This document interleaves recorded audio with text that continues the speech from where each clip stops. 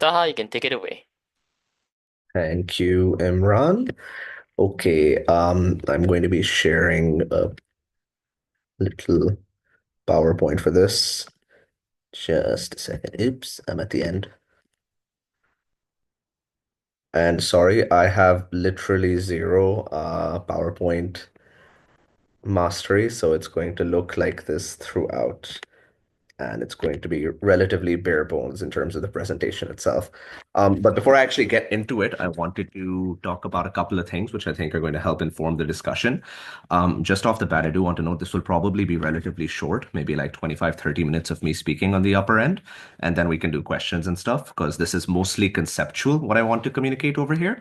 This is not like obviously this is not a content session going into like a specific type of debating. This is not econ or IR debate or anything. It's something considerably more first order than that, which is just looking at the tools we have when we debate. And the reason that this is a lecture in particular that I enjoy giving, I've given variants of this in a couple of other situations now, is because I think one of the places where almost every level of debater can improve is in terms of the negative case, and specifically in terms of improving their use of intentionality in the negative case. So I think a lot of debaters autopilot when it comes to things like rebuttal and weighing. They don't really think about why they're doing what they're doing. And even when they try to think about it, they frequently lack the categories necessary to help them sort of divide their choices and actually apply intent again to what they're trying to do. Because when we try to do something in other competitive activities, I think by virtue of the fact that many of them are just a bit more physical and visual, we have an idea of what we're trying to do much more cleanly than we do inside debating. And in negative case, which I think is just generally the entire interactive portion of debating, the bit where you and the speakers on the other team and your own team are all actually engaging with one another rather than just coming up with clever ideas. I think this is where intent is the most important, and we're trying to maximize intent works. So the implication of all of this is twofold. One, this is going to be largely conceptual as a lecture. And two, this is going to be fairly bare bones because I don't want us to get bogged down in like specifics and conditionalities. I just want us to talk about the basic toolkit we have in negative case. And that's what we're going to get, what this will broadly be about. The easiest way to improve our decision making and to increase the amount of intentionality we have when we're debating and using negative case is just to identify and break down what are the different constituent elements of negative case and what works when, what works where, what are the advantages and disadvantages of all of these. Because I think everybody from brand new debaters to mid-level debaters to even very high-level debaters have a tendency to ignore these questions and just sort of try to big dog their way through debating, which can work if you're very intelligent and frequently will work, but ultimately I think limits you by leaving you with a less impressive grasp of your tool set. It's the same idea, I think, as if somebody's a phenomenal sports person just because they're very fast and very strong, that's great for them and that's probably going to win them a lot. But it's not the same as having a technical understanding of the craft, which is what I've attempted to narrow down a little bit over here. So, negative case, rebuttal, weighing, and mitigation. I am going to start moving right ahead.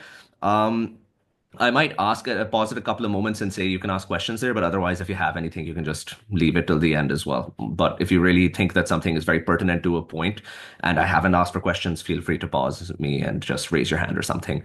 So, let's get into the first of the three, and this is the one everybody hears about first when they start debating, which is rebuttal.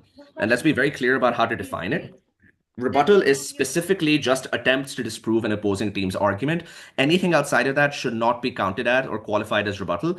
Disproving is a word we'll be a little bit specific about here in a moment, but this is usually, as a consequence of this, very different from trying to prove why the important arguments are unimportant or don't matter. That tends to move a little bit away from rebuttal, unless arguments are constructed in a specific way where why they matter is what really makes them so important. Just as a side note, this is typically the case for principled arguments, which is why rebuttals to principled arguments often have a tendency to get into the question of what is good, what is bad, rather than just disproving a series of claims. And this is because inside principled arguments, technically the series of claims that you're disproving are building up to a value judgment rather than a case of this happens or this doesn't happen. And that's the reason why sometimes there can be a little bit of awkwardness in trying to figure out whether or not you are proving or disproving something in the engagement you might have with the principled argument. The implication of this, though, the idea that it's just an attempt to disprove an opposing team's argument, is something that we've all been told, but really does need to be re-enshrined very often. Direct rebuttals operate entirely independently of your own case. They have nothing to do with your case. They are basically you interacting with a piece of content in absentia. You're looking at something and you're saying, here are reasons why this is going to be wrong or is not going to work the way you think it does, or in the case of principles, is it untrue or defends a value that we do not approve of, etc., etc. They should have ideally nothing to do with your case. It can happen in a debate, of course, that you seem to have just some on your own side prepped the exact inverse of an argument positively, which means that some of your claims are going to naturally engage as rebuttal to the other team's claims. So, like in a debate about banning illegal immigration, one team might well have a principled argument about how we have a greater duty to our own citizens than we do to other people. And the other team might have a principled argument about how we have a duty to everybody, regardless of their circumstances. Those principles and the arguments that are going to go into constructing them are naturally going to engage in a way where the rebuttal will appear to be emerging from your own case, but that is not really the case over here. The point is still, independently of your own case, there are problems with the other team's argumentation and you are identifying them. So rebuttal should always be thought of, in my opinion, as a very aggressive is perhaps the wrong word, but it's the one that clicks for me the most clearly. Rebuttal is the most aggressive of the trio when it comes to negative case. And there are a couple of different ways to rebut. Specifically, actually, there are actually literally just two ways to rebut. Anything else will fall outside of rebuttal. The first way is to attack the truth value of an argument. The other one is to attack the internal logic of an argument. I'm sure many of you have heard this before, so pardon me, but I'm going to go through it anyway, just in case people haven't. I have a sample argument here, which is very, very good for demonstrating what these two types of rebuttal look like. So let's assume for a second that this argument has two premises and a conclusion. Premise one, Akbar is a cow. Premise two, most cows are blue. Conclusion, oh, sorry, I forgot to change Akbar's name over in the third one as well. I gave this presentation last to a foreign crowd. Okay, it should be therefore Akbar is blue. So we can see very vividly, obviously, that this argument is absolute garbage, but we want to look at the two distinct ways we can rebut it because there really only are two. The first one is just to attack it on truth value. And over here, the obvious truth value claim we're going to attack is not premise one, which is Akbar is a cow, because that's entirely believable. There could just be a farmer out there who's named his cow Akbar, but that most cows are blue. Truth value rebuttals are they occupy a slightly awkward space in debating. On the one hand, they're very important because sometimes we all just empirically know that a claim is being built on shaky foundations. On the other hand, they are sometimes a little bit awkward because we are all also told from the very beginning that debating is an activity which doesn't focus on empiricism, but focuses instead on your analytical capacities and stuff. That said, there's really no way you can get meaningfully analytical inside a debate without agreeing upon or presenting some basic factual points from which you can work off of. This is particularly true in debates about economics, IR, and those like real world things. So there is still sort of an accepted knowledge base inside debating where we are willing to call out truth value. Inside this claim, it's very easy to call out the truth value claim because I've made it deliberately absurd on purpose, like cows are not blue.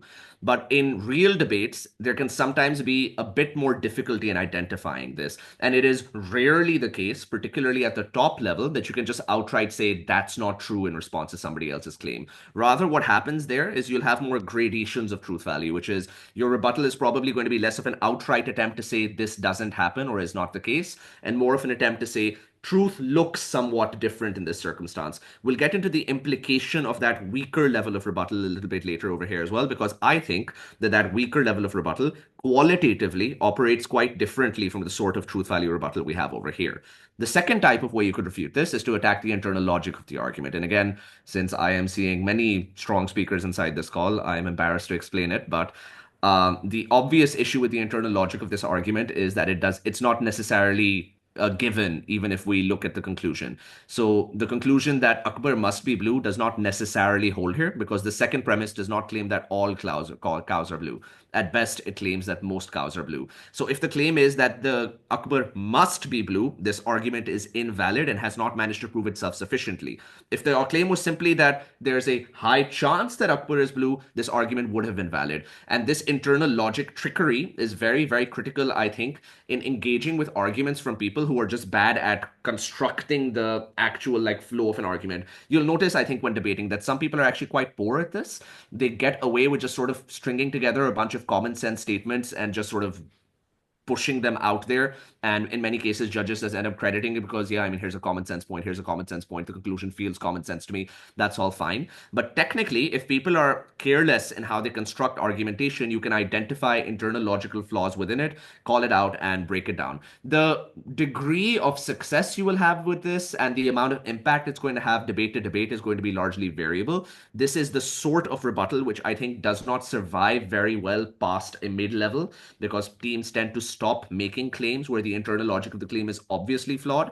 But then the flip side of this is I would say this is a particularly useful sort of rebuttal in lower and medium levels of debating where teams are still frequently committing this error, particularly because if you successfully manage to carry it out, you can just outright invalidate an argument.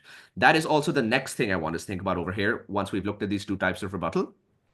Unlike what we're going to see with weighing and mitigation, rebuttal executed successfully invalidates an argument. The argument can no longer operate once it's been rebutted until defended. This is not the case with weighing and mitigation, as we'll see in a moment. And again, the implications and strategic points of all of these are the stuff I've saved a little bit towards the end of this. Okay, so then the second major toolkit we have over here when it comes to negative case is weighing. And we've heard this called comparative analysis as well in the past, which is basically what it is. It's different to rebuttal in one major way, which is that you are not just engaging with the other content on its own terms and trying to figure out whether it's true, whether it's valid, and putting it through basically a bunch of logical and factual tests.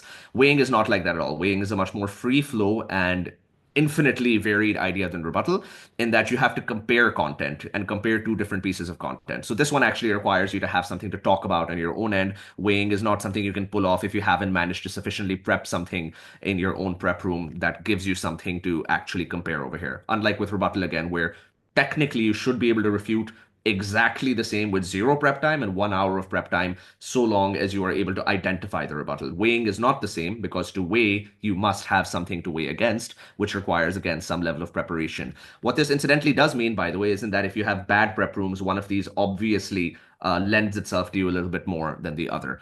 Now, weighing is infinitely more diverse than rebuttal, is the basic claim I want to pose over here, even if rebuttal is, I think, a little bit more prolific in how we teach debating. Unlike with rebuttal, there are many, many ways to weigh. You are pretty much limited only by creativity and the context of what it is you are weighing.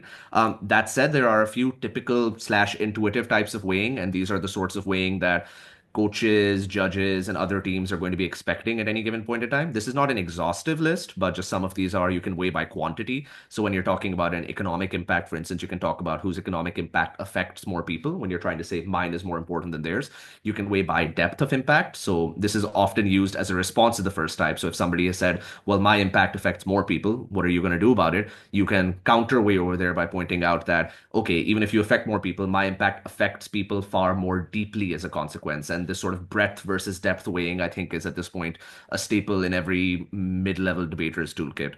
Third, you can weigh by logical priority. This is extremely common when it comes to weighing between principles. Again, I'm going to sometimes just sidetrack to principles for a moment here and there because I think they tend to operate slightly differently from practical argumentation.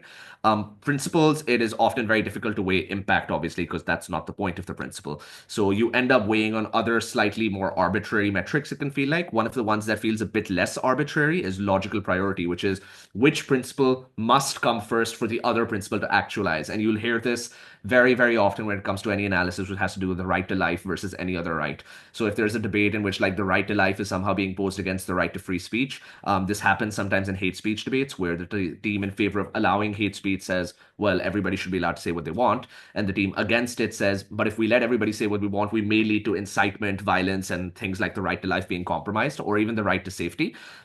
One of the common ways for the second team to defend themselves here is to say the right to safety or the right to life must necessarily precede the right to speech, because if we do not have this right, we will not be able to access the right to speech in a meaningful fashion. So that's logical priority, but it doesn't only apply to principal arguments. This can also apply to practical arguments.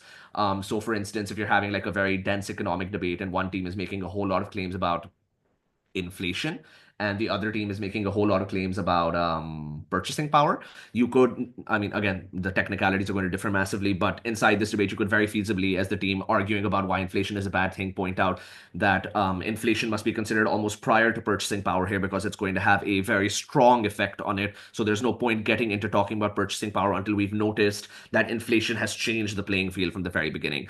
And then the other fourth very, very common type of weighing you'll see in modern debating, weighing by vulnerability, which is why do some stakeholders matter more than others? This is where you have probably seen and heard many people talking about like vulnerable minorities inside debates.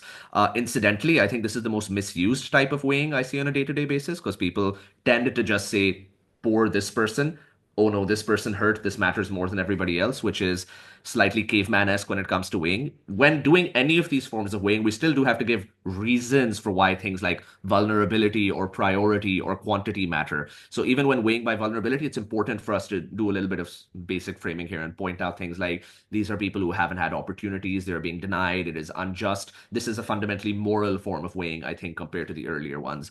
But as I was saying, these are not the only forms of weighing. There are many others. They are usually very contextual. In some debates, for instance, you may have weighing on the likelihood of an outcome. So both teams may be pitching for relatively unclear outcomes, the likelihood of which is contestable. So this is very frequent, I think, in debates about nuclear energy, nuclear weapons, and stuff like that. There's often some argument or the other, especially in BP rounds, about the risk of nuclear weapons development or nuclear weapons being used. And very frequently, trying to weigh this argument against other arguments involves a lot of discussions on is it likely? Is this going to happen? And if it's like 10% likely, then how do we weigh the scale of impact relative to the likelihood? And this is where like just all sorts of different weighing metrics start getting introduced. So the basic point of this one is there are 100 ways to weigh. You just need something to weigh against, and that requires you to have prepped to some degree as well. Okay. This brings us to the next obvious question, which is where to rebut and where to weigh. I'm inserting this here because I want to talk about this before we get into mitigation, which I think you can call like the third pillar of negative case over here. So I've written this down as a series of questions, mostly because I just like to talk about this bit when I get here. This is, I think, the strategy portion of this negative curve presentation. You have two options basically at any given point, provided that you have not messed up your prep and provided that you can think of rebuttal and weighing. Sometimes, obviously, this is not the case, at which point the decision sort of ends up being made for you. That's not a problem because I think in some debates, you just genuinely cannot access all of your options. Some arguments are easier to weigh against, some arguments are easier to refute against, and some of them just genuinely do not seem to have one of the options available to you at all. That's fine, but it's still worth talking about in the cases where you have both of these options because it turns out there's quite a few of them. And sometimes it can also help you in cases where it doesn't feel like you have options, just to understand why you don't have options. So let's look at this for a second. What works better against stronger teams? What works better against weaker teams? I'm going to walk you guys through a series of thoughts I have about how you should use these relative to the strength of the team you're up against and what makes them good and bad over there. So my basic take from my past few years of experience debating is that rebuttal becomes increasingly difficult to do at the top level. This is because at the top level, teams are just much more careful about not saying stupidly untrue things and making sure that their argument follows. Teams are just very, very good at developing positive case. The obvious and immediate implication of this is you cannot get good rebuttal for the vast majority of their arguments. I know there is a tendency in a variety of circuits, including our own, to sort of be gung ho and very brave and have like proper anime protagonist energy and say, refute it any way you can refute anything, come up with a pool of rebuttals. Why don't you have rebuttals to everything? My basic belief on this is very silly. There is no point doing this.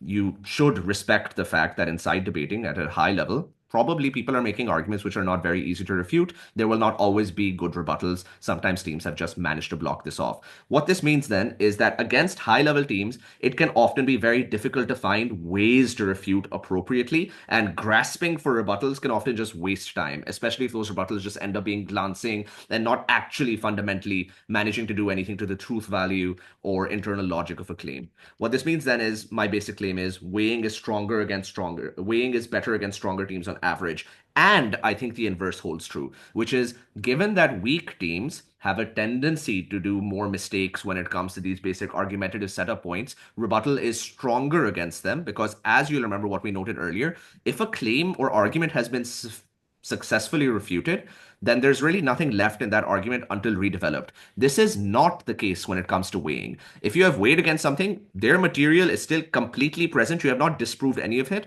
All you have managed to do is show that relative to something else in the debate, it may not matter as much. However, all they need to do to come back over there is dispute a little bit of weighing and try to like maybe weigh against something else inside the debate. Weighing is less conclusive than rebuttal.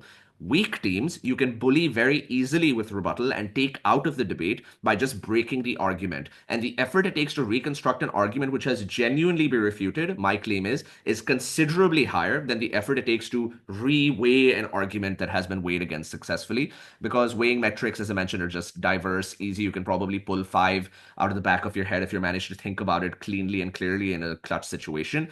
Refutation is not the same. You only really have a few grounds on which you can come back. And if those grounds have been sufficiently punished, it is both difficult in terms of time efficiency and difficult just in terms of being able to access the thoughts that help you develop it.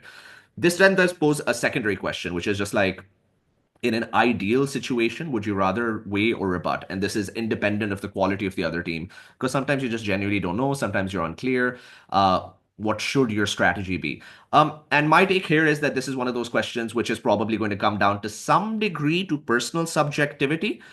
But if you had to have an answer, my personal answer is you refute where there are very obvious things that should be refuted, where there are what I like to call load bearing points. I think a lot of arguments have a tendency to be developed in such a way that an argument may have several layers of impact and a lot of like different mechanisms which produce that impact. But there are some arguments in which one premise inside a long chain of claims has a tendency to bear a lot more load than others. Very frequently, if an argument has a lot of mechanisms, if it still suffers from this deficiency, this probably comes before the mechanisms, which is to say that many of the mechanisms probably presuppose a shared starting point. In a well developed argument, again, however, probably the mechanisms will truly be distinct and individual and separate and cannot all be taken down together.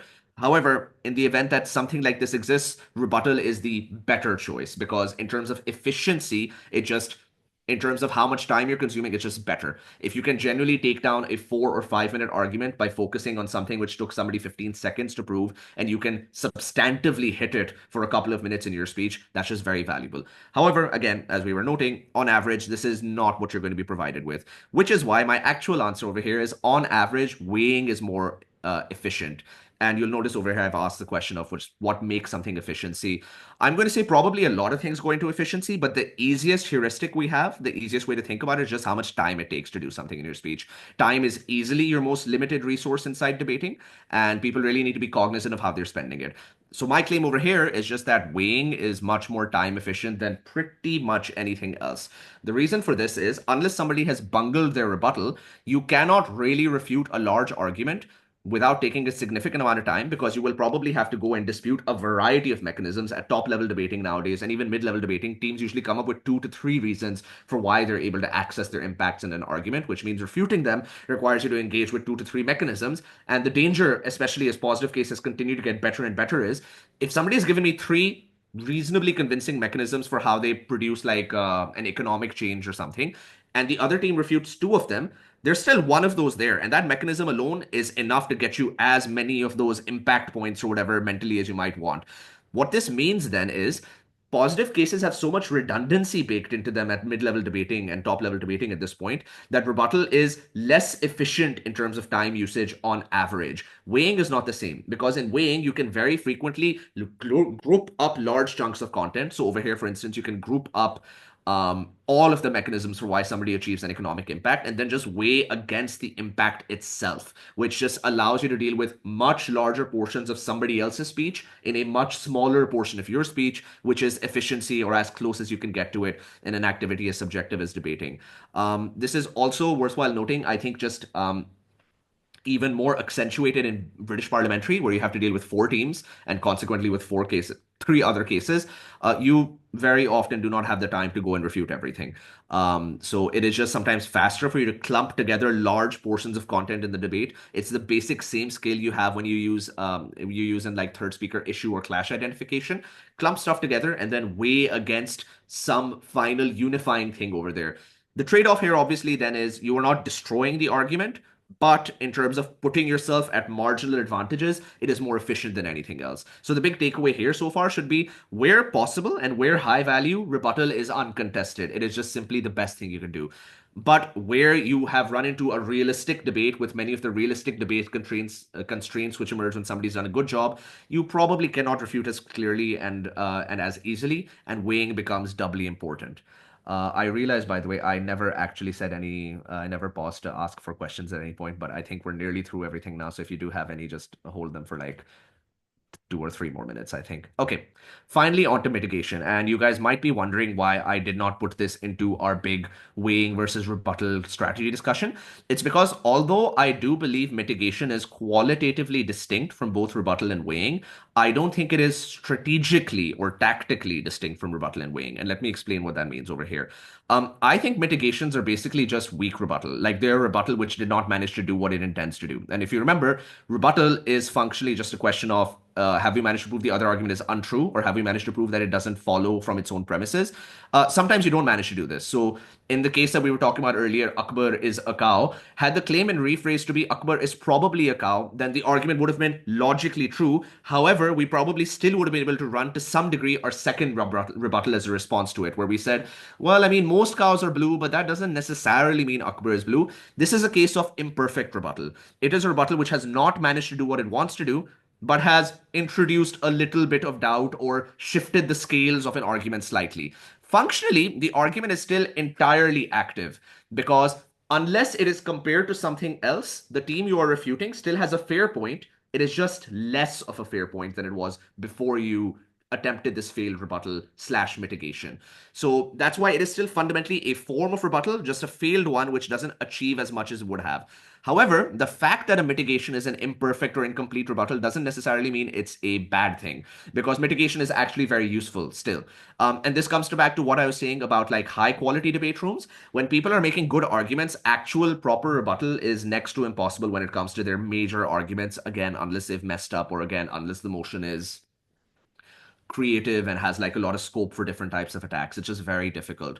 But there's still a lot of value to mitigation at the top level because, firstly, it is the only way that you can still induce doubt in the other team's argument independent of your interaction with it. Remember, weighing has nothing to do with taking the other team's argument on its own grounds. It has to do with introducing them into a comparative space and trying to point out why one is better than the other. Mitigation is still functionally similar in the first level to rebuttal because it is purely based on the other team's argument in and of itself. So, what mitigation's real value becomes then is a sort of cross space between rebuttal and weighing, where you use the content based ideas of rebuttal, which is like, okay, I'm going to pass it through truth value checks, I'm going to pass it through the internal logical consistency check. But ultimately, what it actually does in terms of adding value to the debate, because it doesn't take out an argument on its own, is it makes it easier to weigh.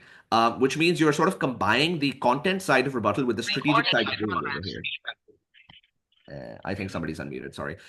What it's allowing you to do here basically is attack a claim, fail to refute it sometimes, like no big deal. But in failing to refute it and making the claim weaker than it would have been otherwise, you are still able to make your weighing more compelling than it would have been. So mitigation, you can sort of think of as incomplete rebuttal, but you can complete it by using weighing to give it some sort of value inside the debate. And this is also why I've not introduced this in the big strategic point we're having about should I refute or should I mitigate, because sorry, should I refute or should I weigh? Because mitigation is typically not intentional so much as it's what you do when you are unable to refute but still want to add on to weighing. I would say mitigation should ideally be present in any debate which is beyond like bottom level, because again at the bottom level you can probably just refute everything, but once you've started entering like a 70-71 average room in the WSDC format, mitigation should just pretty much be omnipresent. It is the easiest way to make your weighing more compelling by pointing out that even if you weren't being extremely nice to the other team's case right now,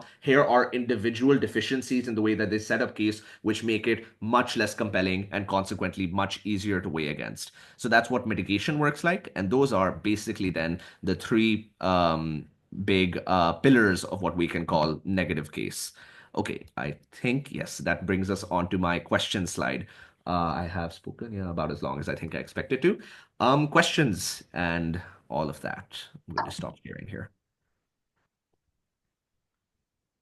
Oh, wait, I just noticed there's something in the chat as well. Could you please give solid examples of each type of weighing? Yeah, I don't mind giving you like a quick example of a variety of these different types of weighing. So I mentioned a few types of weighing over here.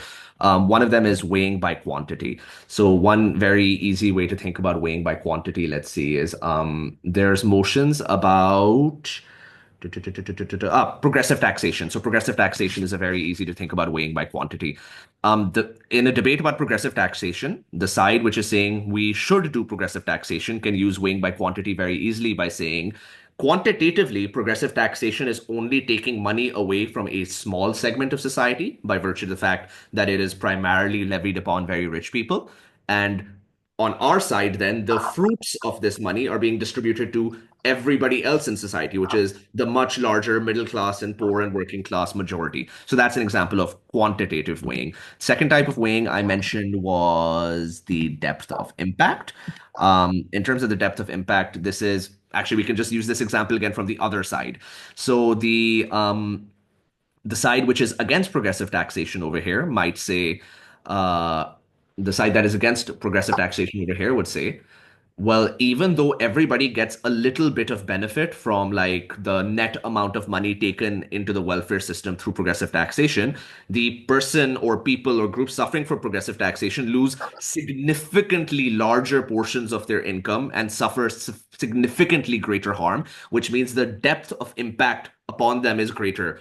Now, obviously, this one will fall apart in a real debate because you're going to get into the details of what money means to each of these actors, but that is a form of like weighing by depth of impact. The next type of weighing I have got mentioned over here is logical priority. I think I gave an example of this with the right to life claim, so I don't think I'm going to add another one there. And then weighing by vulnerability. Weighing by vulnerability, I think any debate where you're talking about affirmative actions, any form of affirmative action is likely to have some level of weighing by vulnerability, where you're going to be talking about why XYZ underprivileged group, for instance, deserves this. And typically, what's going to end up happening over here is going to talk about, well, yes, it's true, we might let the majority slash white slash male actor in a debate suffer some harms, but because they are less vulnerable actors than like the underprivileged minority slash women slash other group over here, that's still fine by us because we think that they're going to be able to recover from it more easily, or it's going to cause them less harm and it's going to intersect with less other harmful things happening to them. So those are a few examples of those types of weighing. Okay, there are now a bunch of questions showing up over here. Let me look at them. What does mechanisms do not really lead to impact in most cases fall into? So this is an example of the second type of rebuttal. This is the logical consistency rebuttal. If your claim is that somebody's made an argument and their mechanism does not link it to the impact, you are saying that this argument is not logically holding true. So that's where this would fall in. What are some drills to improve in weighing beyond learning stock weighings? Honestly, so I'm not really a drilling guy myself. I do not do debate drills because I have not found them personally useful. And in weighing in particular, I think generally the skill you're testing for the most is creativity more than anything else. Because as I mentioned, there's usually just a profound variety of approaches you can take to weighing. Weighing is almost more than anything a matter of just like having multiple perspectives on how you can look at different points. So I don't know that drilling is here the most useful thing you could do, and generally not a question I think I'd be very well equipped to answer. But what I would say there is you would just basically want to think about things in diverse and different ways. Like creativity is the fundamental skill being tested here. Unfortunately, I do not have a drill which helps produce creativity, which I suppose is almost tautological. How to strategically not conduct straw manning in weighing, especially the pull room in BP. I mean, the so straw manning is a risk you run with both rebuttal and weighing and mitigation if you're not listening properly. Honestly, the only real defense against straw manning is just be an honest listener. This is incidentally something I think 99% of debaters could get better at in debates.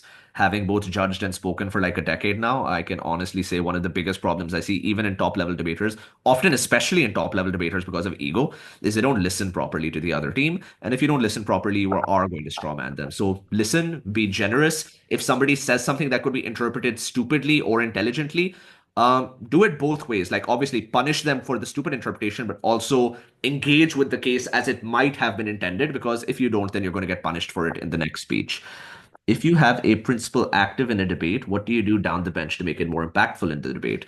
Well, The first thing is you just make the argument well in the first place.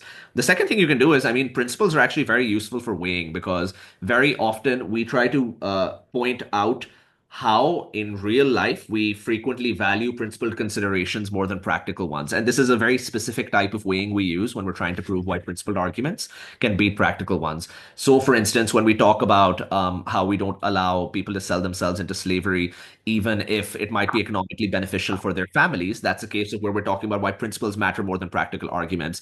It is hard to give a specific answer to your question because which principle is being weighed against which things inside a debate is always going to be a little bit different. But the idea is generally look at the principle you're defending and think about comparable principles in the status quo and where we weigh those against practical outcomes of the sort that the other teams are talking about, and you'll have something to work with there.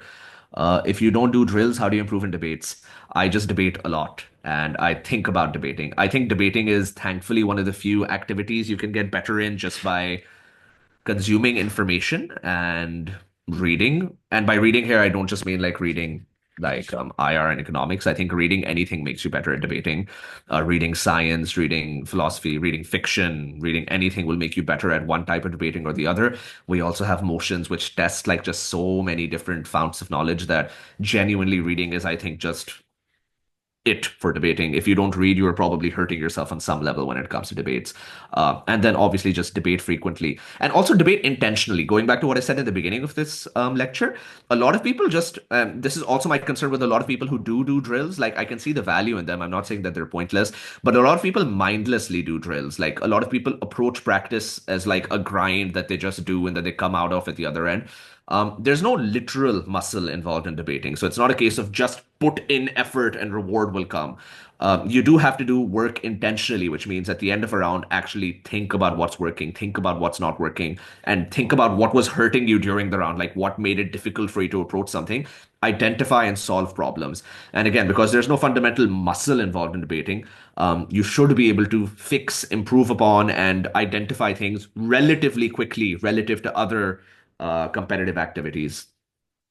Which strategy is best? Rebut at least two to three arguments or just one main argument? Unfortunately, this is not a question that can have one answer. This is entirely debate to debate. There will be some debates where somebody has one obviously good argument and two things that they've just put in to fill up time. And if you engage with those more than the first one, that would be silly. But then there's others debates where like people genuinely have two to three very good ideas, and you might as well engage with all of them, or else any of them could punish you later. So unfortunately, no very clean answer to that one. Okay, I have managed to catch up with all of the chat box questions. You guys can keep adding those there, and if anybody wants to ask anything on using their voice as well, they're more than welcome to. Okay, I'm gonna take this opportunity because I wanted everyone to have their space to ask questions. In the spirit of matter dumping, I have, oh God, uh, Let I me have, just move. okay, yeah, got that. So I have four questions, but I'm just gonna go to one by one to not overwhelm you. The first is just on a question of generating rebuttal. I have personally sucked at generating rebuttal fast. So specifically in positions where you are DPM or you are the member or the Gov Whip, where you have a completely new case you have to deal with and you have to deal with it fast because you only have 7 minutes to prep, especially if it's going to be a strong team. So how do you develop that skill of generating series of rebuttals fast, especially in context of like high level debates? Yeah, no, I get the question. I think the first answer here is just to acknowledge that you're in a tougher position at DPM and GovWhip than you would be at DLO or OpWhip. Like, I think the first step here is just do not expect your rebuttal to be as good as you would have been if you were DLO or OpWhip. Mine never are. Like, my rebuttal is, I think, objectively weaker, more poorly structured, and a little bit more random when I'm trying to respond to things which have just shown up and I haven't had as much time. That said, there are still some things which I do over here which make it a little bit easier. And I'm actually going to divide this into DPM and GovWhip separately here because I think by virtue of their position in the debate, I approach them a bit differently. So at DPM, to a very large degree, my rebuttal is informed by prep. I have made a series of assumptions about the other team's case. I'm going to listen very closely to the LO still because I want to know exactly what they're saying and exactly how my rebuttals will interact with it. But very often I will have thought to some degree about, okay, what am I going to do and how am I going to engage with this in terms of generating rebuttal. That just means I've started the generating rebuttal process a little bit earlier. This is what a lot of people call the pool of rebuttals. I don't call it that. I don't write these down. I just have a few thoughts about what might they say, what might I say. I try not to get too deep into them, which is where I differ from people who like create an active pool of rebuttals, because I think this makes you inflexible to the specific way in which they will be making the argument and makes you more likely to regurgitate stuff from prep. But I do think it's a very good idea to make yourself think in prep about what they might run and get yourself into a space for it. The second thing, and this one applies to both DPM and GovWhip actually, is I think that if you've done enough debating, you start realizing how many situations are analogous to one another. So, what really helps me generate rebuttal is when I hear an argument and I think this sounds a lot like another argument. I think about what I've done in that other situation and I just sometimes copy paste rebuttal with mild changes in my head. So that's for DPM and generally early debate or early rebuttal inside the debate, DPM and LO, I think. And again, over here, the big caveat is you will probably not do an excellent job. You might do a great job. It's unlikely you'll do an excellent job unless you're hit by a brainwave, and brainwaves are hard to produce on purpose.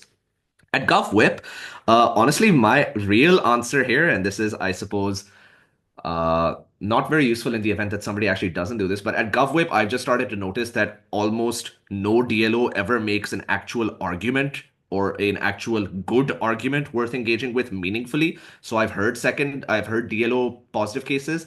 By and large, like about 60% of them, I think I just genuinely don't need to give more than a sentence of response to because they're quite weak.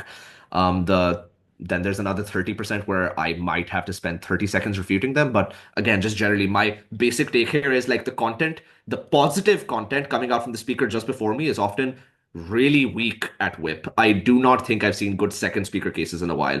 To the extent that they emerge, the same caveats I made at DPM will apply. You will probably be able to refute the earlier speakers in the debate much more substantively by virtue of the fact you'll be able to think about their points much longer, as opposed to the ones who came just before you. But the only other thing I think I'd add over there at GovWhip and stuff is the later you are in a debate, I think the less onus there is on you usually to give brand new rebuttal and a little bit more on like trying to show why your existing rebuttal is winning. Like I think the balance of responsibility later in a debate sort of starts shifting a little bit away from win this point, a little bit more towards show me why you're already winning. You do obviously still have to refute, but I think that this changing balance of responsibilities also means that you can get away with not adding as much new rebuttal, which means you can focus on the things you still need to win a little bit more, which frees up space from other rebuttals for you to produce rebuttal over here, is what I'd say. So I think that's my answer to your first question, Imran. Before we get to your second question, I'll answer the one in the chat. Uh, so we have Shafayatul Rahman. When my first speaker is destroyed by opposition, where should I spend more time rebutting or restructuring and elaborating my case? Honestly, this is another one like the last question where I'd say it depends. I know it's unsatisfying, but genuinely these situations can go one way or the other.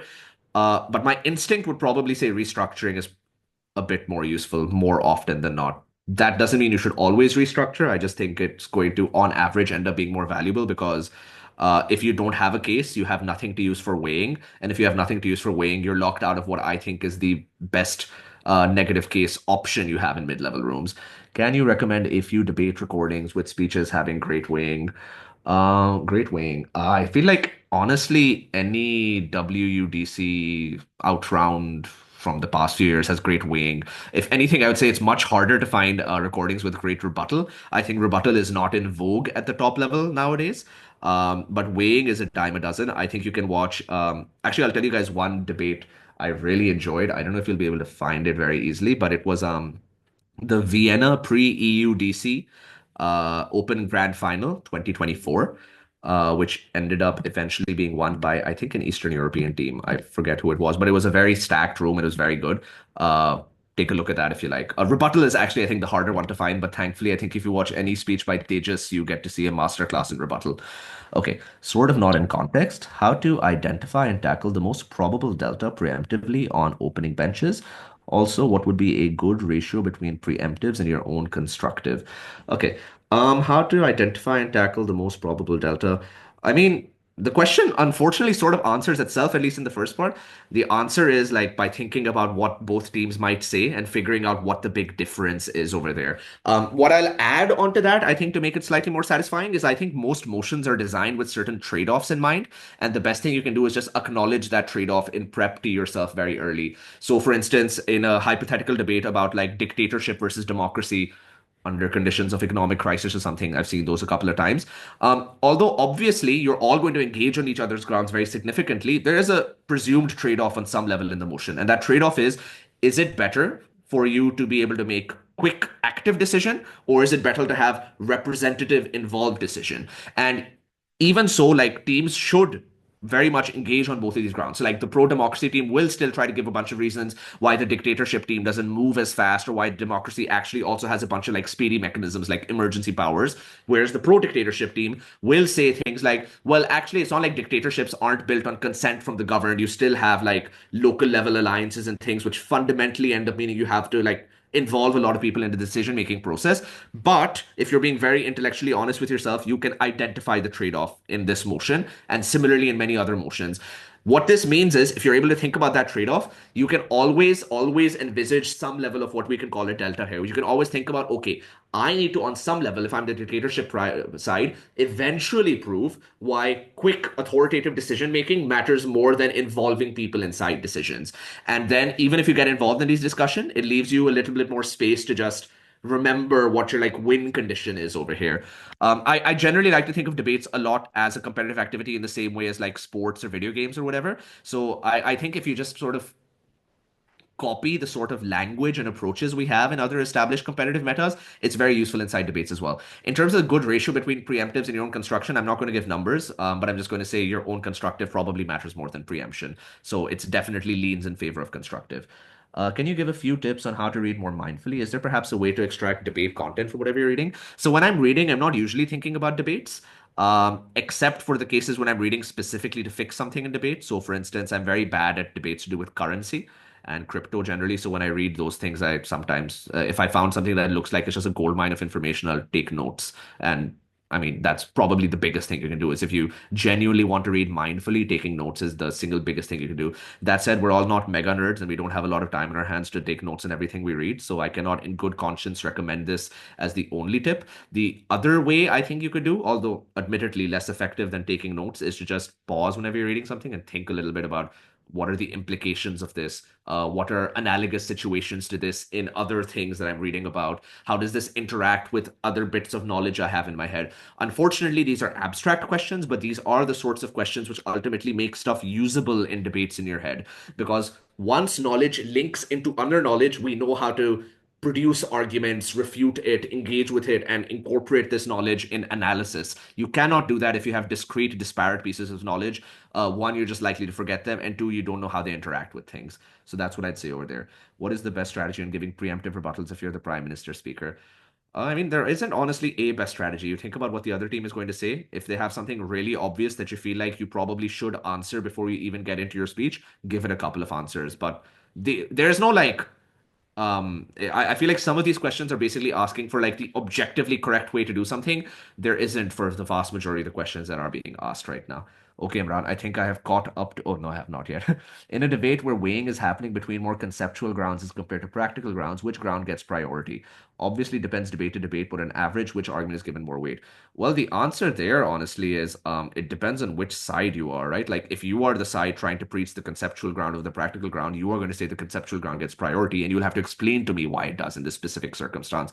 There is no pre facto favor for principle versus practical arguments, which I think is what you're implying over here. There are some judges who credit one more than the other. They shouldn't. It's bad.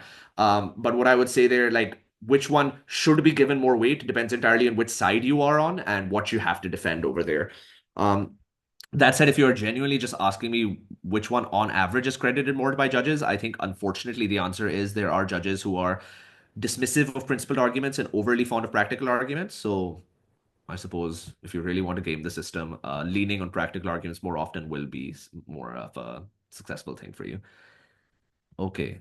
Now I have caught up again, Imran. You can ask me your next questions. Okay, as I have said that, I have also sent it some recordings of good rebuttal speeches I have tracked in my history. I will also send some that I also tracked with good weighing.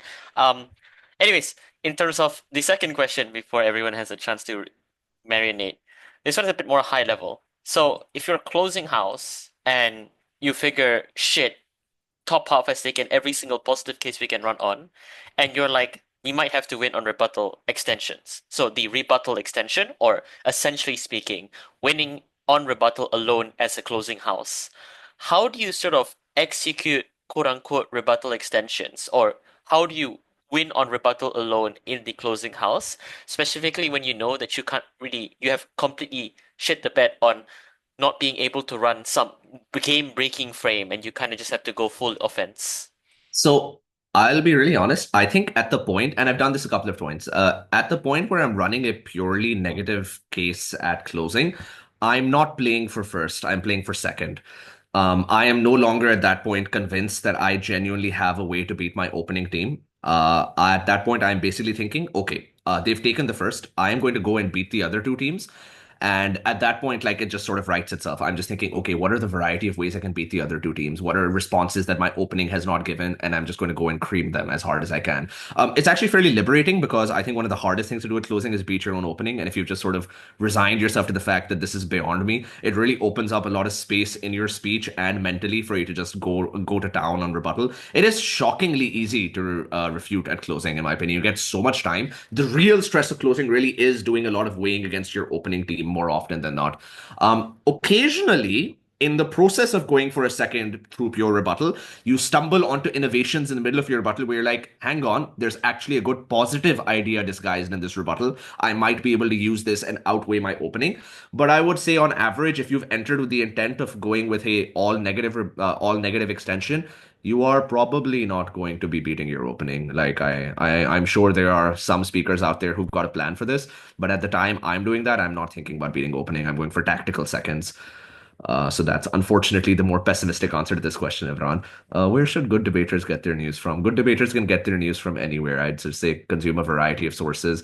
Again, unfortunately, I think there is a very specific news bias in debating, especially international debating, which just reproduces whatever it is the Economist says. The Economist and the Guardian and a couple of other papers like this. Unfortunately, that is just the case, I think, but I would recommend just reading from a wide variety of sources. But again, if you want to just game the system, read The Economist. That is the international debating manual functionally. Let's hear your next questions then. All How right. to Oh, how to build on analysis. You're going to have to ask this question a bit more specifically because I'm not sure exactly what you mean over here. Uh, you'll have to be more specific. I don't understand the question. Until then, you can ask your question, Imran. right. Uh, I'm doing this simultaneously. I'm sending some weighing houses, but I will ask the question and then send in the weighing recordings.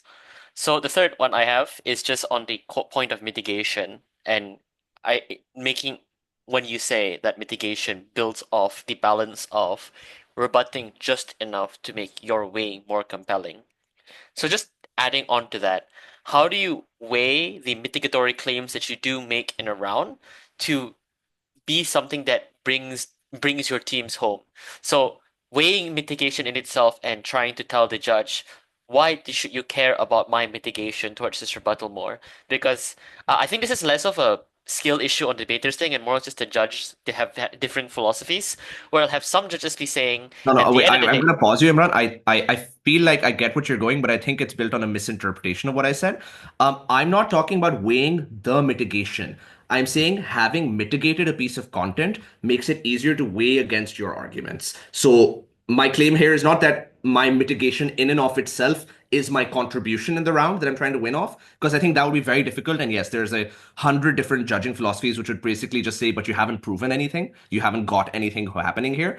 But my point is, a claim once mitigated becomes much easier to weigh against using other bits of content, which is where I think the question emerges. Okay. Yeah. I got that actually. Yeah. Is there any other question before I ask my fourth final one? We don't have one yet, so go for it. Okay, this is the last one, I promise.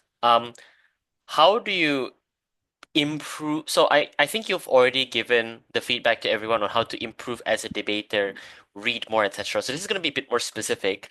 How do you improve your rebuttal skills to be very specific? Because especially if you know you're going to go down the line of being a second speaker competitively in BP, where you probably do have a lot of the responsibility of needing to be the good wayer and needing to be the good engager. Sorry, need to be the good rebuttal person. So how do you fundamentally improve at both of those skills? I mean, I have the same thing. I don't like drills. I never do drills. So what have you done broadly in your career over time to improve your ability to give good rebuttal and weighing? So I think let's talk rebuttal first. I think there's a couple of things that go into this. Unfortunately, again, we're going to lean on the abstract inside this answer because whenever it comes to how do you improve X, Y, Z part of debating, we tend to get a bit conceptual. So some of these are going to sound like reasonable bits of advice. Some of them are going to sound like old man wisdom. In terms of old man wisdom, one thing I think a lot of people don't do enough in the rebuttal is just be brave. Some people are just, it seems to me, terrified of refuting content when it comes from good speakers who are saying things authoritatively. In fact, yeah, actually, let me frame this again. If somebody has said something confidently, I think too many people panic and try not to refute it. And they try to like dodge around it and weigh and do other things instead, even if the content is fundamentally not good. So maybe you could call this an issue of just like be brave, don't be cowed by charismatic, intimidating speakers. Or on the flip, you can call this a different skill entirely, which is listen carefully and figure out exactly what the issues are. Because ultimately, rebuttal always just really comes down to, by virtue of what we said earlier in this presentation, the fact that it is entirely about what the other team has said. It just comes down to really close listening. So rebuttal is ultimately the same as like a comprehension exercise, just writ really, really small. It is you looking at a point and thinking, what is wrong with this point fundamentally? And again, given that there's only really two ways you can refute a claim, there's not that many options. So rebuttal is actually something on some level you could probably drill if you wanted to. Unlike weighing, which I think is pretty hard to drill, rebuttal is pretty easy. You can just open a speech. You don't even need to prep anything. Open some speech online, listen to it, and try to rebut their arguments. If you can't, this could either be because you're not doing a very good job rebutting, or it could be because they've made a very good argument. But over a large enough sample size, you should be able to tell, like, am I able to refute more things? The second piece of advice I have here is I think typically we all have some areas and motions we're good at and some we're bad at. Um, we probably have some motions where rebuttal comes to you a lot more easily and some motions where it doesn't. There's two things I want to say about that. Firstly, go back to what I said about situations being analogous in debating.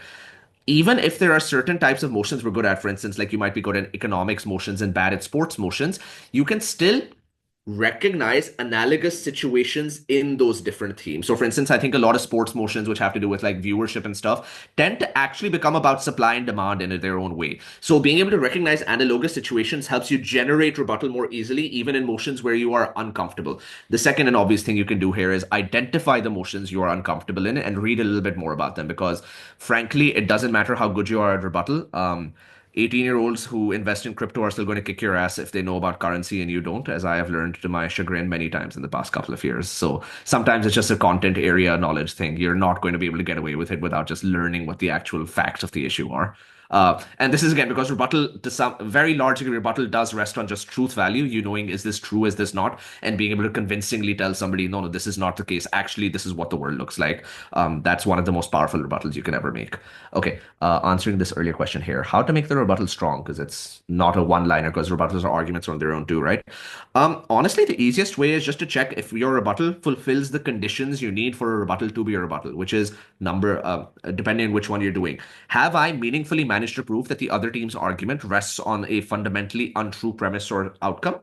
Um, if one line is enough to do that, that is a valid rebuttal. It is just very rare that one line is enough to do that. So if you are trying to engage with somebody who's made like a fake claim about economics and um, they've said inflation is good for the economy. Let's say it's a really absurd claim. They've just said high levels of inflation are really good for the economy.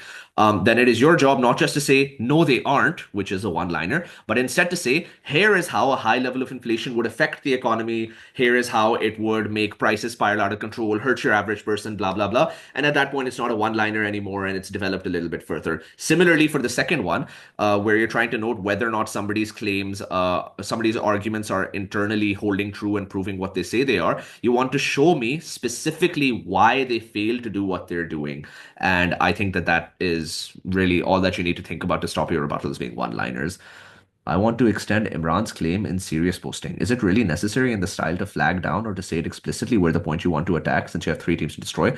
I don't know what Imran's claim in serious posting is. I don't think I've seen this one, but I feel like I can intuit it pretty clearly. I'm assuming the question is about just whether or not we need to spend time identifying stuff. And given that we're operating under the resource constraint of 7 minutes, three teams, can anybody just confirm if that is the accurate problem? Imran, is that what you identified?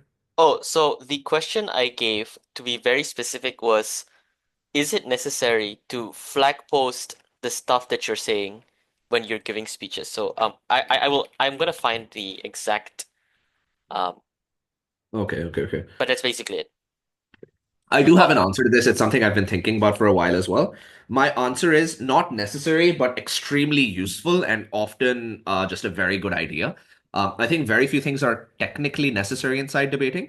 But let me like flip this into two different types of things. I think it is when you are attacking something, actually, I would say in rebuttal and weighing, it is much more important to identify what you're doing because judges have to be sort of tracking content across the debate and they need to figure out which specific piece of content you're trying to interact with. The reason it's so important here is because if you don't and you're using language which doesn't immediately make the judge realize what you're engaging with, they're not going to understand what your rebuttal or weighing, whatever it is. However, when it comes to positive content, I actually think you don't need to flag as significantly, mostly because the judge is receiving that content right there. So they're not going to be confused about where it interacts with other things. Yeah, so I'm actually looking at what you said here, Imran. I'm going to talk about three things in the speech. Honestly, that first 10 seconds I think is somewhat useful still, just because it grounds the judge and gets them an idea of what they're going to do. It is very common for speakers to mess up the blueprinting during the speech. So, for instance, when they're moving between issues or moving from their negative into their positive, they sometimes move very quickly or they get panicked and move very flustered, at which point the only recourse the judge has is to consult the earlier blueprinting. But that said, I don't think the beginning blueprinting should be any more than like 10, 15 seconds. I very frequently don't do it at all in debates where I think I'm going to be very clear. Um, I don't think it's very necessary. But specific to what the question asked by Himam is, I think that when you're attacking a claim, it is very important to identify it specifically. Otherwise, you can be confusing to everybody in the room. Yeah, yeah, that's what I think on all of this, I think. okay, I just have one more question. I notice your whips are issue based, even in BP. A lot of other people, Tejas, for example, do speaker by speaker whipping. What is the way you would differentiate between both styles of whipping? Like, how do you pick team by team, and how do you pick issues? Yeah, okay, I get it. I think so for me, I have occasionally also done team by team whipping, but for me, basically, I think issue by issue whipping just feels more elegant. It feels as though the whip has enough command of the debate to be able to not worry about, oh, okay, here is OG, OO, CG, CO, and instead think, okay, what are the fundamental questions we dealt with, and why is our team the one which dealt with them the best? I think issue by issue is just generally this might just be an aesthetic preference, to be very honest with you. It's not one which I think necessarily holds more weight, but I think it comes across better. That said, whenever I'm unable to come up with clean issue by issue weighing, I do very frequently default to just, okay, this is why they lose, this is why they lose, this is why they lose, and this is why we beat all of them. But I try to cloak that in a slightly more issuey garb. Again, this is just because I think it looks a bit ugly to go into the purely mechanical, okay, as whip, I'm going to beat them, and them, which I think reduces sort of like almost the spectator value of the whip speech. I think even when you're saying I'm going to take out OG, OO, and CO, it is valuable for you to sort of say, okay, this is the issue. I'm going to show you why we beat OG. This is the name of the issue we're going to beat OO, and this is the issue where we're going to beat CO. I think there's actually a really good example of this one. It's Lee Chin Wei giving his whip in the that one tournament with all of the old guys, the Macau Tournament of Champions thing. I don't know if you've seen that one. That has Lee Chin Wei whipping, and it is a really good example of somebody who appears to be doing like issue by issue weighing, but fundamentally the issue by issue weighing is being used to conceal the fact that they are doing team by team weighing. And again, for me, I'm not really sure if one of these is more efficient than another. Probably team by team spends less time, but I think that it just looks a lot better when you do issue by issue. I just at the top level, I prefer that debating look good as well and sound good, and I like it to not look like we're all desperately gaming the system out loud. The judges should be aware of what we're doing, but I don't think that the I think it reduces the spectator value for speech if we don't like make it at least appear to be a philosophical exercise on some level. Okay, we've got two more questions here. I've heard a few different definitions of this. What's an intuition pump? Could you give an example? An intuition pump is literally an analogy, I think, 9 times out of 10. And classically, the way we use these the most is when we're constructing or deconstructing principled arguments. The reason for this is because, on some level, a principled argument operates on just fundamentally persuading you based on something you already believe in. So, like when we're talking about debates where we would legalize the sale of human body organs, we need to use an intuition pump to construct. Yeah. So, human body organs, you are on the side that says, I want to legalize the sale. You're going to 9 out of 10 times in this debate see the proposition team say we're going to talk about why you have the right to your own body, you have bodily autonomy, and the right to do whatever you want with it. The problem with this argument is that, like most principles, it is a little abstract. Like, what does it mean? What is bodily autonomy? This is not something I talk about in my everyday conversation, right? However, the intuition pump, and this is what it is over here, basically acts as an analogy which triggers my intuition and makes me think, oh no, I do care about bodily autonomy everywhere. So, for instance, an intuition pump over here could be about how we allow people to work in manual labor and fundamentally, in that sense, sell their body in a way that is similar to what's happening inside a human organ sale. So that's an intuition pump over here. It is an analogy used for the purpose of sort of making somebody realize why they agree with a principle. And I think that is basically the major use case for intuition pumps. You use them also to deconstruct principles in the same vein. Okay, Shehroz, when would you prioritize one main point of rebuttal over trying to be more holistic or throwing a bunch of jabs at the opposing case? Also, how do you protect your case against a bunch of small refutations? The problem I often face is that if I don't refute one small point, then a good team often ends up making a much bigger point. Okay, there's a few questions packed in here. Let me look at a couple of them differently. So, firstly, when should you prioritize one main point of rebuttal over trying to be more holistic?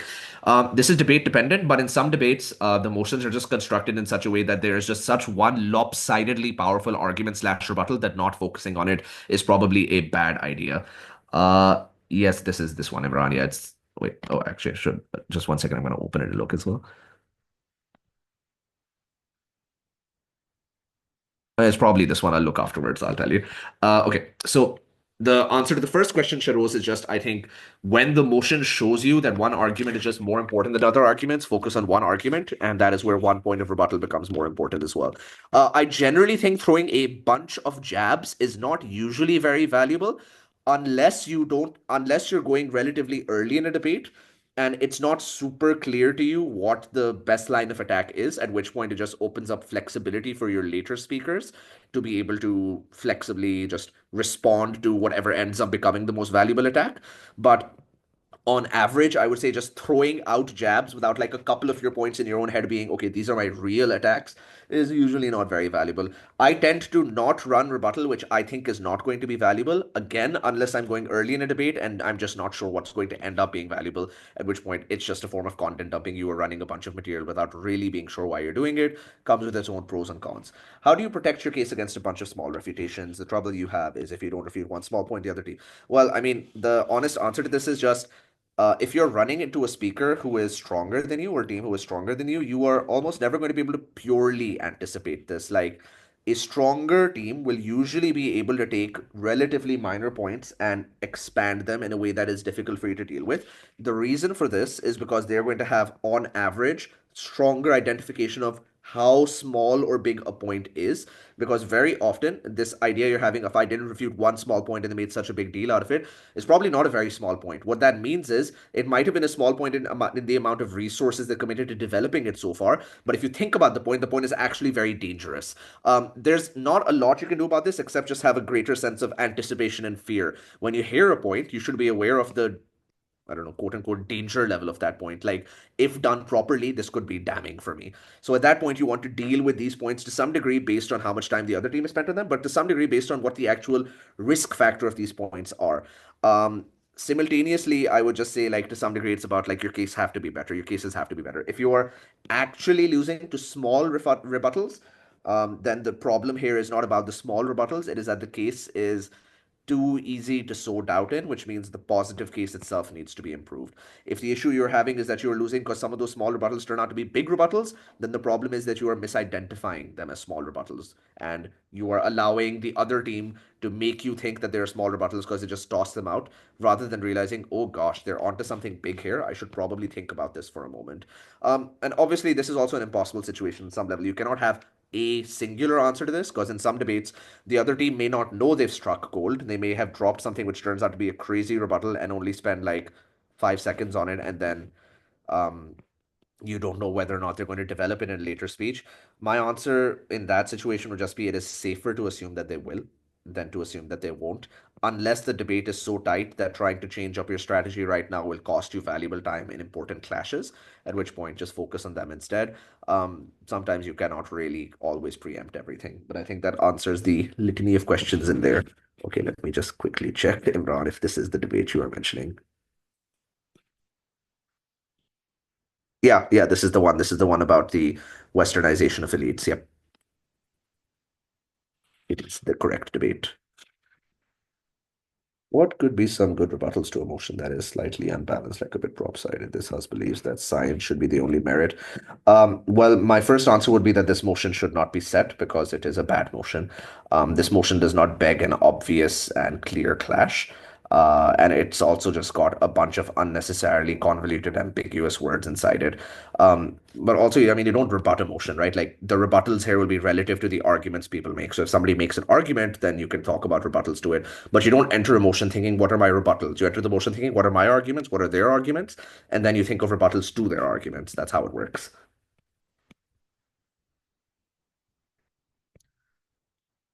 But this motion would probably not be very instructive for that generally. It's not a good motion. I think we Okay. can like give 2 more minutes ish for questions. If no one has any questions by 2 minutes, I think we can probably just wrap up the workshop. Yeah, sure. Works for me.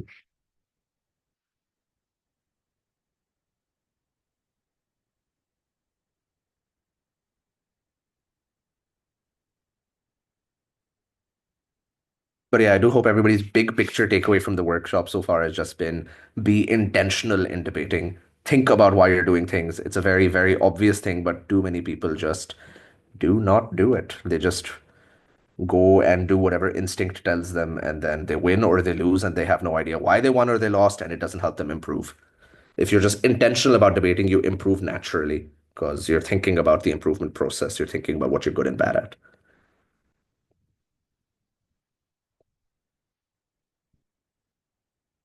We'll wait 1 more minute. Although I think probably, I'm guessing everybody has used up all of their questions.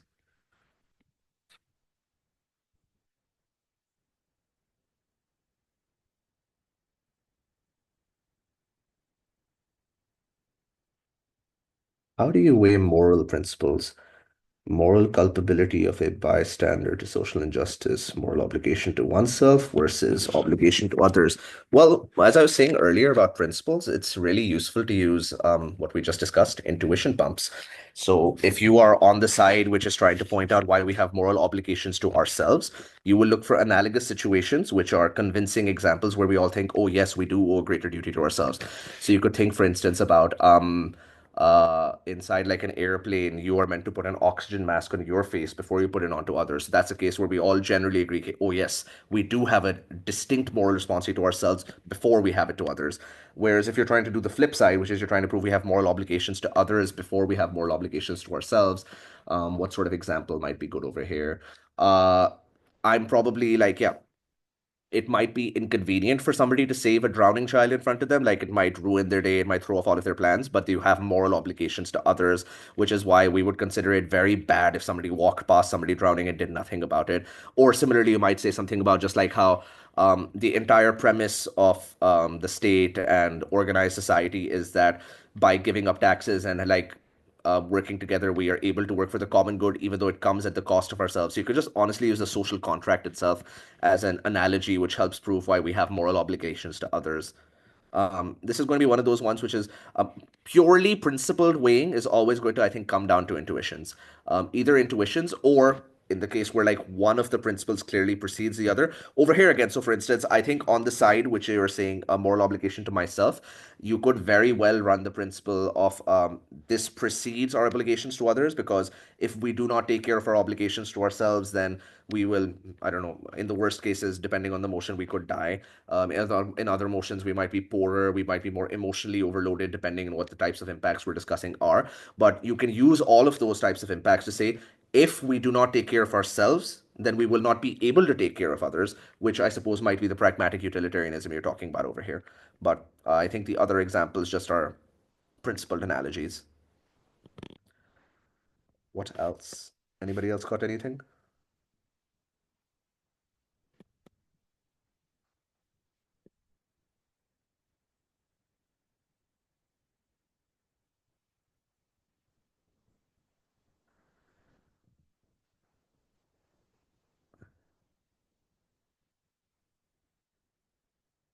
Yeah, I'm not seeing anything. Is anybody still typing? Okay, could you give a very good example of weighing as in scalability of any particular argument?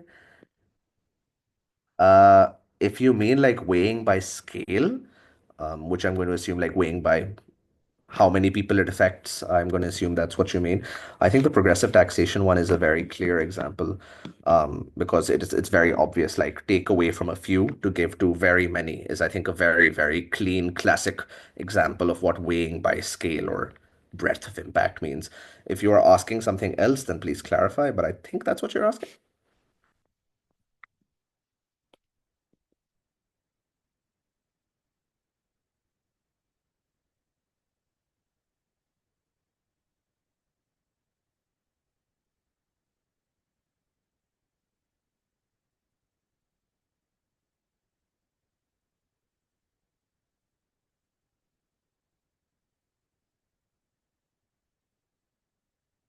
I think that's everyone. I'm just gonna. I don't want to eat my words and suddenly cut it off when someone else is probably cooking a question. But just to be clear, no one else has any other questions as of If now. anybody's still typing a question, just do the Zoom raise hand function so I know something's happening. Oh yeah, yeah, that's actually very helpful. 10, 9, 8, 7, 6, 5. Okay, somebody is typing a question.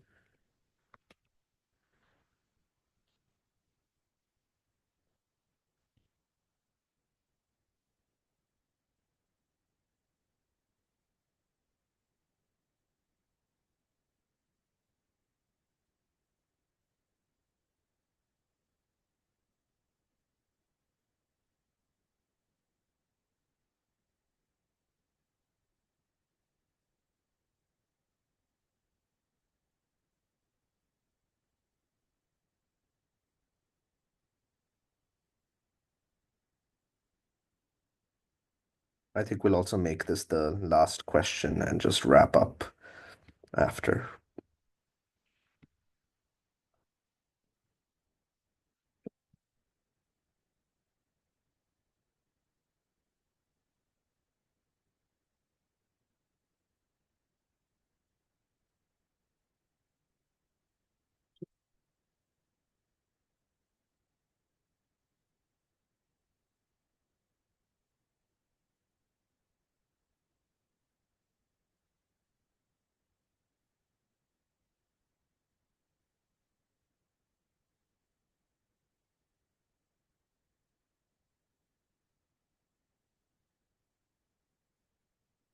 Is the question still coming, Shanfa?